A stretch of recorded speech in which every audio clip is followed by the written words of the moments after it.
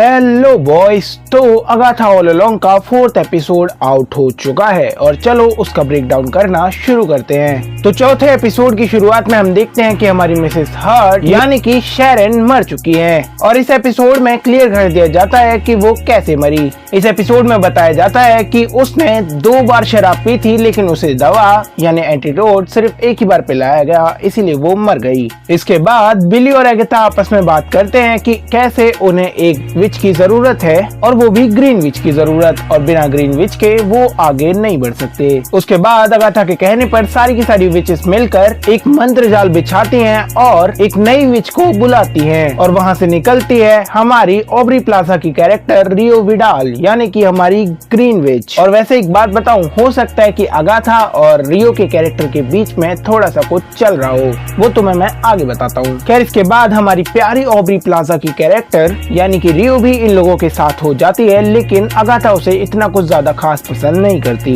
लेकिन इसीलिए बाकी की विचेस उसे बहुत पसंद करती हैं। उसके बाद इन लोगों की अगली परीक्षा शुरू हो जाती है और ये एक घर में पहुंचते हैं जहां पर एक मून का सिंबल बना हुआ होता है और ये वाली परीक्षा किसी और की नहीं, वो एलिस की है, मतलब एलिस और उसकी मम्मी के रिलेशन की। उसके बाद जब सारी विचेस घर के अंदर एंट्री लेती हैं तो उनके कपड़े चेंज हो जाते हैं और वो एक रॉक बैंड की तरह बन जाती हैं और ये बिल्कुल वैसा ही रॉक बैंड होता है जैसा कि 80s 90s में होता था। और इस बार उनकी परीक्षा है कि उन्हें एक गाना गाना है जो कि एलिस की मम्मी ने बनाया था। वहाँ पर वो गाना प्ले हो रहा होता है लेकिन उल्टा, और उस उल्टे गाने से सभी लोगों के कानों में दर्द होने लग जाता है और इसी वजह से अपना टीन उसे तोड़ देता है। उसके बाद उनकी परीक्षा शुरू होती है और हमें पता चलता है कि एलिस की माँ कैसे मरी थी और वो एक रॉक बैंड में काम करती थी, यानी कि एक रॉक बैंड उसका था। लेकिन कॉमिक्स में एलिस की माँ ऐसे नहीं मरती, उसमें एक डीमन उसे मारता है। इसके बाद हमें पता चलता है कि कैसे एलिस की माँ और उसकी पूरी फैमिली को एक डीमन के द्वारा कर्स किया गया है, जिसकी वजह से उसकी बॉडी पर काफी सारे जले के निशान हैं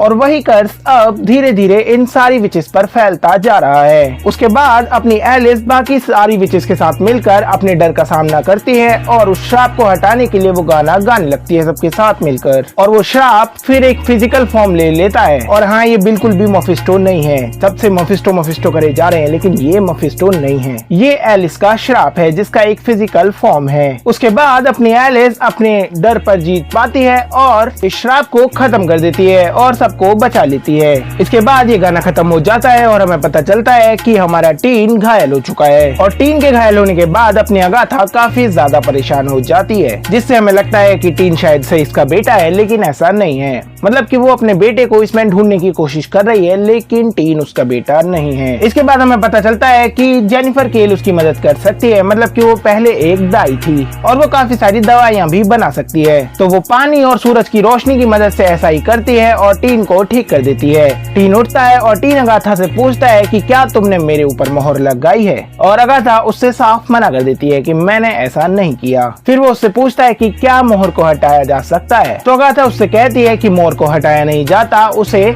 मिटाया जाता है और वो अपने आप ही मिटती है जब उसका काम खत्म हो जाता है। और हम जानते हैं कि मोहर किसने लगाई है, या तो वांडा ने या तो मफिस्टो ने। और जैसे ही अपनी वांडा जिंदी हो जाएगी या फिर अपना टीन मफिस्टो तक पहुंच जाएगा, ये मोहर अपने आप हट जाएगी। इसके बाद एपिसोड के एंडिंग में सभी लोग यानी कि सारी विचेस मिलकर अपने स्कार्स दिखाती हैं, जहां